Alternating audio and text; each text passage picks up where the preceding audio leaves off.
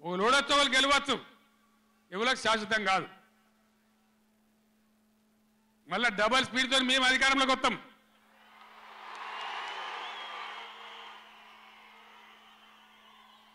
అప్పుడు మేం గిట్లే మాట్లాడన్నా, ఈ పద్ధతి అనుసరించానా, మిగిలితారా మీరు నశంలకు కూడా? ఈ అహంకారంతో దుర్మార్గమైన విధానంతో నదుల నీళ్ళ మీద నీకు అవగాహన లేదు. నన్ను అడగనట్టు నేను చెప్పు కదా, అడిగే సంస్కారం ఉంటుందా, తెలివి ఉంటుందా? అన్నా ఏం దగ్గర ఇట్లా అంటాను, కేఆర్ఎంపీకి అప్పచెప్పమంటాను, ఏం చేయాలి? ఈ పొన్నాల లక్ష్మయ్య గారు ఉన్నాడు, హరీష్ రావు ఉన్నాడు, నేనున్నా, కడియం సిఆర్ ఉన్నాడు, నీళ్ళ మీద పనిచేసిన వాళ్ళు ఉన్నారు. ఎవరిని అడిగినా చెప్తుంటాం కదా. మీకు తెలివి లేకపోతే అప్పచెప్పుడు, ఆగమవుడు, బడ్జెట్ ఆపి తీర్మానం పెట్టుడు. నేను ఒక్కటే మాట మీతో చెప్తున్నా, దయచేసి. నిన్న కూడా అనే నాతో హైదరాబాద్లో, సార్ అసెంబ్లీలో తీర్మానం అయిపోయింది కదా, ఇంకా నల్గొండ చెలో నల్గొండ ఎందుకని. అసెంబ్లీలో తీర్మానంతో అయిపోదు, చెలో నల్గొండతో కూడా అయిపోదు.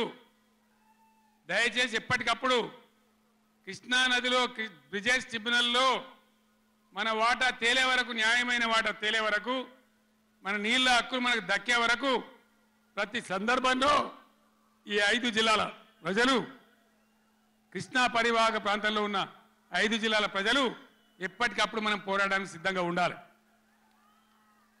ఈ సభ వేదిక చెప్తేనే ప్రజలకు అర్థమవుతుందనే ఉద్దేశంతో నేను మీ అందరినీ శ్రమ పెట్టి ఈ సభ పెట్టిన తప్ప ఇది రాజకీయ సభ కాదు.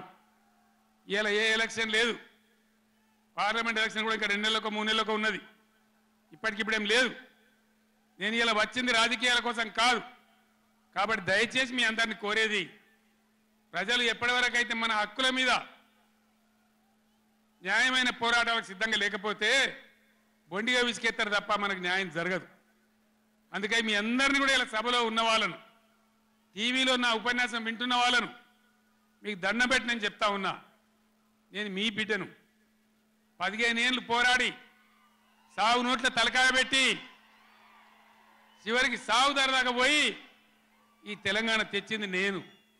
అందుకే నాకు గర్జు ఉంటుంది, ఫికర్ ఉంటుంది, తన్లాట ఉంటుంది, నాశనం కావద్దనే తపన ఉంటుంది. దీన్ని అర్థం చేసుకొని ఎప్పుడు యాక్షన్ కార్యక్రమాలకు పిలిపించినా ప్రభుత్వం యొక్క దమన నీతిని ఎండగా రేపు చేయాలి, చాలా చేయాల్సి ఉంటుంది. ఇవాళకి ఇట్లా మోపు చేసిన కరెంటు రేపు ఇస్తారా? మార్చిలో, ఏప్రిల్లో, మే నెలలో ఇస్తారా? అసెంబ్లీలోనే జనరేటర్ తెచ్చిపెట్టిండ్రు, అంతపాటు గనులు.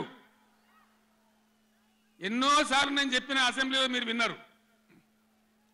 ఇదే నరేంద్ర మోడీ ప్రభుత్వం మీటర్లు పెట్టాలి, నా తలకాయ పోయినా సరే పెట్టా అని చెప్పిన నేను. 25,000 కోట్ల రూపాయలు ఇయ్యలే మనకి ఇవ్వాల్సినాయి, అయినా పెట్టలే. ఎందుకంటే నా తెలంగాణ రైతులు చెట్టుకోడు గుట్టకోడు అయినరు. హైదరాబాద్ పోయి ఆటో రిక్షాలు నడిపే గతి వచ్చింది. కాబట్టి వీళ్ళు మళ్ళీ ఒక దరికి రావాలి, పల్లెలు పచ్చబడాలి, రైతాంగం బాగుంటే అందరికి పని దొరుకుతుంది, చిన్న రైతు పెద్ద రైతు అందరు బతకాలని చెప్పి ఎంత మంచిగా వచ్చేది రైతు బంధు, ఎంత బ్రహ్మాండంగా వచ్చేది. మీ బ్యాంకులో పడి టింగు టింగుమని మీ ఫోన్లు మోగుతుండే. ఇప్పుడు బ్యాంకులో వడులు లేదు, ఫోన్ మోగులు లేదు. ఏం మోగుతుందిరా అంటే రోజు అసెంబ్లీలో అరుస్తా ఉన్నారు పనికి మాలిన మాటలు. అంతే కదా, మీరందరూ చూస్తున్నారు కదా. ఏం భయపడకుండా, ఏం కాదు, మళ్ళా మనమే వస్తాం, అన్నీ చేసుకుందాం, ఏం కానీయం తెలంగాణను. ఈ మధ్యలో కూడా వీళ్ళు దుర్మార్గం చేస్తే కొట్లాడదాం, పోరాడదాం, మన హక్కుల కోసం నిలబడదాం. రే ఆగురాబాయ్ ఆగో, ఏ ఆబా రాజశరెడ్డి, అరే ఎవడాడు? ఈ సభరా బాబు, ఇది మన సభ కాదు ఇది. ఎందుక పిచ్చోలాడా?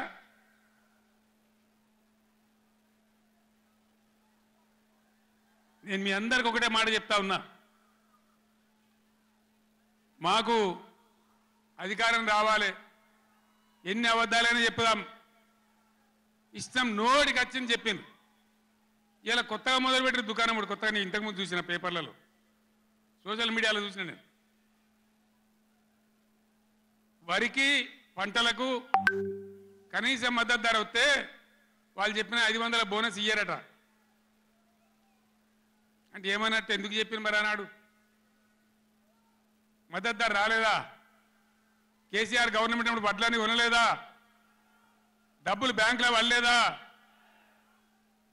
మరి ఇవాళ 20 ఏమైంది అదే ఆఫీసర్లు కదా అదే ప్రభుత్వ వ్యవస్థ కదా అదే కలెక్టర్లు కదా ఎక్కడికి పోయినరు ఏం చేస్తున్నారు మీ దొంగ మాటలతో నంగనాచి మాటలతోని ఇతరుల మీద అబాండాలేసి నేను తప్పించుకుంటామంటే నడవది బిడ్డ జాగ్రత్త మునుపు జరిగినట్టే జరగాలి ఇంకా మంచిగా జరగాలి కానీ చెడ్డగా జరిగితే జరగనీయం మిమ్మల్ని నిద్ర కూడా పోనీయమని నేను చెప్తా ఉన్నా అట్లా కొట్లాడతాను తప్ప ఊకోము రాబోయే 10 సంవత్సరాలు నిరంతరం రోజుకు 24 గంటలు 10 ఏళ్లు మీకోసం కొట్లాడతా 10 ఏళ్లు మీకోసం చేస్తా 10 ఏళ్లు ఈ బాధ్యతలో ఉంటా మీరు ఆశీర్వదిస్తే ఇంకో 10 ఏళ్లు కూడా ఇందిరమ్మ రాజ్యం ఉంటది చంద్రశేఖరరావు నీకు సూటిగా సవాలు విసురుతున్నా ఈ 10 ఏళ్లలో నీ శాతనైతే ఒక్క ఎంటిక వీక్కొని చూడు అప్పుడు నీకు తెలుస్తుంది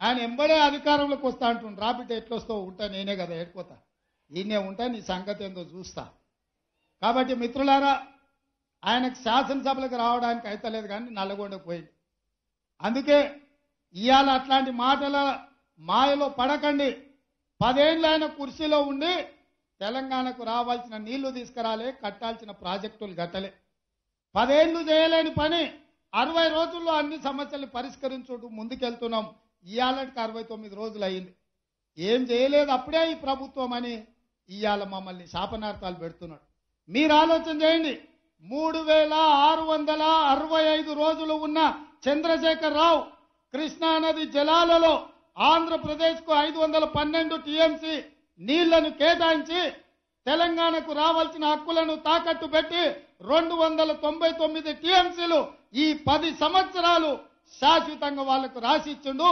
10 ఏళ్ళు ఆయన రాసిస్తే నేను వచ్చిన 10 రోజుల్లోనే ఆ నీళ్లు తేలేదని నన్ను తిడుతున్నాడు ఇవాళ మీరు చెప్పండి ఆయన సంతకం పెట్టడమే ఇవాళ గుదిబండగా మారింది ఆయన శాత కాకపోతే ఏం చేయకుండా పక్కన పడేసి ఉంటే నేనే కొట్లాడి ఇవాళ నీళ్లు తెచ్చడం ఇవాళ నువ్వు పెట్టిన సంతకాలు మా పాలిట గుదిబండగా మారినాయి తెలంగాణ రైతుల పాలిట మరణ శాసనంగా మారింది ఇవాళ నువ్వున్నప్పుడే కదా నవంబర్ 30 తారీఖు నాడు తెలంగాణలో ఎన్నికలు ఉంటే గ్రామాలలో యువకులు ఎన్నికల నిర్వహణలో ప్రజారాజ్యాన్ని ప్రజాప్రభుత్వాన్ని ఎన్నుకోవాలని అందరు ఆ కార్యక్రమాలలో బిజీగా ఉంటే మీ చీకటి మిత్రుడు జగన్మోహన్ రెడ్డి గారు వందలాది మంది పోలీసులను నాగార్జున సాగర్ మీదకి పంపించాడు నీ మిత్రుడు పంపించినందుకే కదా ఆ పోలీసులను తొలగించడానికి నరేంద్ర మోడీ గారు సిఆర్పిఎఫ్ పోలీసులను నాగార్జున సాగర్ బ్రిడ్జ్ మీదకి పంపించాడు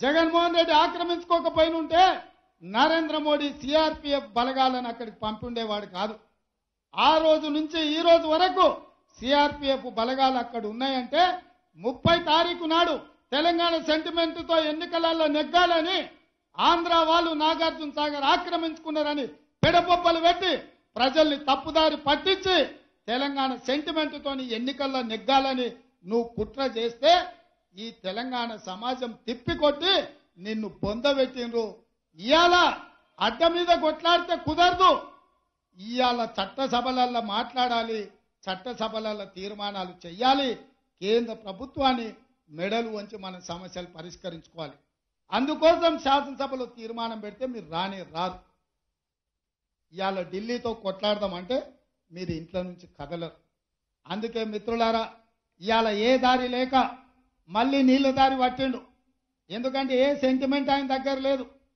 పరిపాలనలో ఆయన చేసింది ఏమీ లేదు ఇవాళ కాళేశ్వరంలో 1,00,000 కోట్లు ఖర్చు పెడితే 1,00,000 ఎకరాలకు నీళ్లు ఇయ్యలేదని ఇవాళ విజిలెన్స్ అండ్ ఎన్ఫోర్స్మెంట్ నుంచి మొదలు పెడితే వివిధ విచారణ సంస్థలు నివేదికలు ఇచ్చినాయి ఆ అవినీతి కుంభకోణం బయటపడుతుందని అది మేడిగడ్డ కాదు మేడిపండు దాని పొట్ట విసుకుతే మొత్తం పురుగులు ఉన్నాయన్న సంగతి బయటపడుతుందని దాన్ని కప్పిపుచ్చడానికి ఇవాళ కృష్ణానది జలాలను అడ్డం పెట్టుకొని నల్లగొండల సభ అంటున్నాడు నల్లగొండ చైతన్యవంతమైన జిల్లా అందుకే అక్కడ యువకులు తిరగబడ్డారు కోడిగుడ్లు టమాటాలు తీసుకొని కొట్టిండ్రు మన పోలీసులు ఉండబట్టే ఆయన ఈపులు చింతపండు కాలేదు లేకపోతే నల్గొండ యువకులు చింతపండు చేసి పంపించేటోళ్ళు అందుకే మిత్రులారా ఈరోజు మీరందరూ మా కుటుంబ సభ్యులు, మీ సంతోషంలో మా మంత్రివర్గం అంతా మేము భాగస్వాములు కావాలని, మీ అందరికీ ఉజ్వల భవిష్యత్తు ఉండాలని ఈ వేదిక మీద నుంచి నేను మిమ్మల్ని కోరేది ఒక్కటే. పంజాబ్ రాష్ట్రాన్ని మీరు చూసిండ్రు, ఇవాళ అక్కడ నిర్వీర్యం అయిపోయింది యువత. అక్కడ గంజాయి డ్రగ్స్తో రాష్ట్రాన్ని నిర్వీర్యం చేసిండ్రు. ఇవాళ తెలంగాణను కబలించడానికి గంజాయి డ్రగ్స్ మూటాలు